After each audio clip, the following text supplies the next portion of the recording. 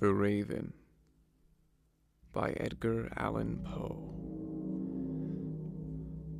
Once upon a midnight dreary, while I pondered, weak and weary, over many a quaint and curious volume of forgotten lore, while I nodded, nearly napping, suddenly there came a tapping, as if someone gently rapping at my chamber door. "'Tis some visitor," I muttered, tapping at my chamber door. "Only this, and nothing more." Distinctly I remember, it was in the bleak December, and each separate dying ember wrought its ghost upon the floor. Eagerly I wished the morrow, vainly I had sought to borrow from my book surcease of sorrow for the lost Lenore, for that rare and radiant maiden whom the angels named Lenore, nameless here forevermore. And the silken, sad, uncertain rustling of each purple curtain thrilled me, filled me with fantastic terrors never felt before, so that now to still the beating of my heart I stood repeating, "'Tis some visitor entreating entrance at my chamber door. Some late visitor entreating entrance at my chamber door. This it is, and nothing more." Presently my soul grew stronger, hesitating then no longer. "Sir," said I, "or madam, truly, your forgiveness I implore. But the fact is I was napping, and so gently you came rapping, and so faintly you came tapping at my chamber door, that I scarce was sure I heard you." Here I opened wide the door. Darkness there, and nothing more. Deep into that darkness peering, long I stood there wondering, fearing, doubting, dreaming dreams no mortal ever dared to dream before. But the silence was unbroken, and the darkness gave no token, and the only word there spoken was the whispered word, "Lenore." This I whispered, and an echo murmured back the word, "Lenore." Merely this, and nothing more. Back into the chamber turning, all my soul within me burning, soon again I heard a tapping somewhat louder than before. "Surely," said I, "surely that is someone at my window lattice. Let me see then what thereat is, and this mystery explore. Let my heart be still a moment, and this mystery explore. 'Tis the wind, and nothing more." Open here I flung the shutter, when, with many a flirt and flutter, in there stepped a stately raven of the saintly days of yore. Not the least obeisance made he, not a minute stopped or stayed he, but with mien of lord or lady perched above my chamber door, perched upon a bust of Paulus just above my chamber door, perched and sat, and nothing more. Then this ebony bird beguiling my sad fancy into smiling, by the grave and stern decorum of the countenance it wore.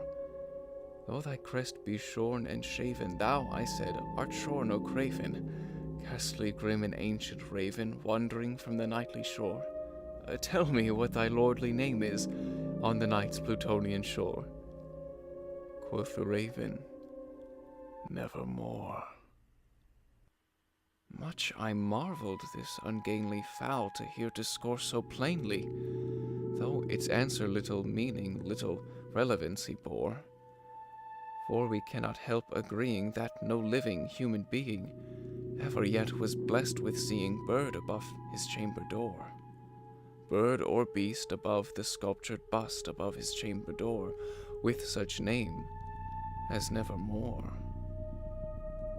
But the raven, sitting lonely on the placid bust, spoke only that one word, as if his soul in that one word he did outpour.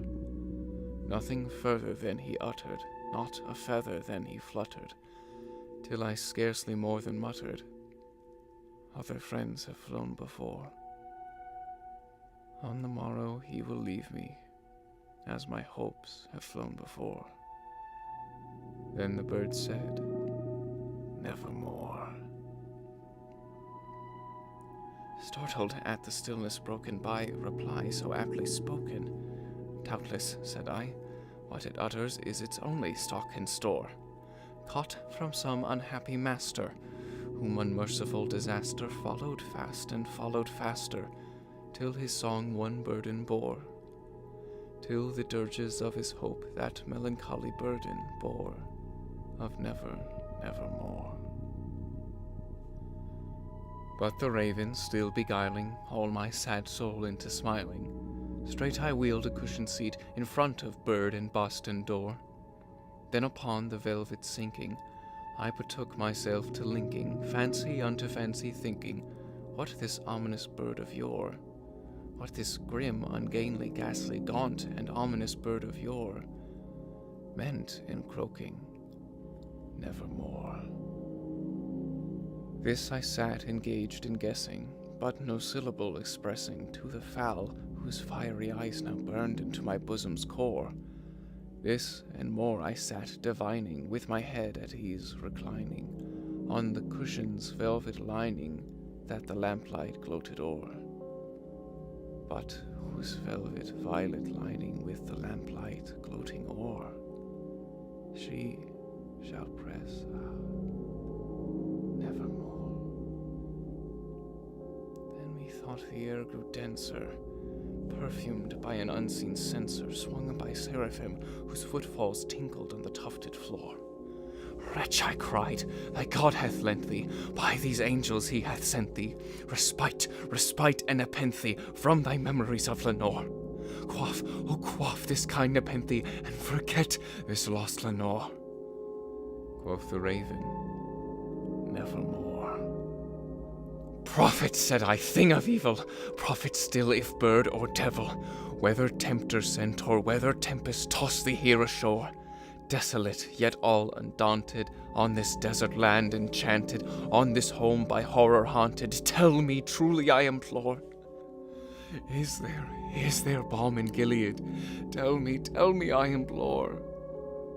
Quoth the raven, nevermore.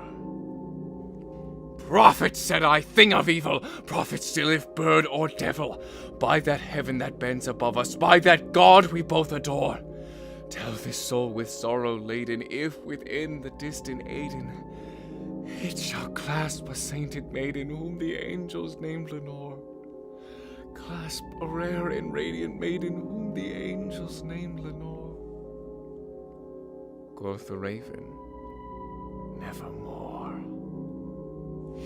Be that word our sign of parting, bird or fiend, I shrieked upstarting. Get thee back into the tempest and the night's Plutonian shore. Leave no black plume as a token of that lie thy soul hath spoken. Leave no loneliness unbroken. Quit the bust above my door. Take thy beak from out my heart, and take thy form from off my door. Quoth the raven, nevermore. And the raven, never flitting, still is sitting on the pallid bust of Pallas just above my chamber door. And his eyes have all the seemings of a demon's that is dreaming, and the lamplight o'er him streaming throws his shadow on the floor. And my soul from out thy shadow that lies floating on the floor shall be lifted nevermore.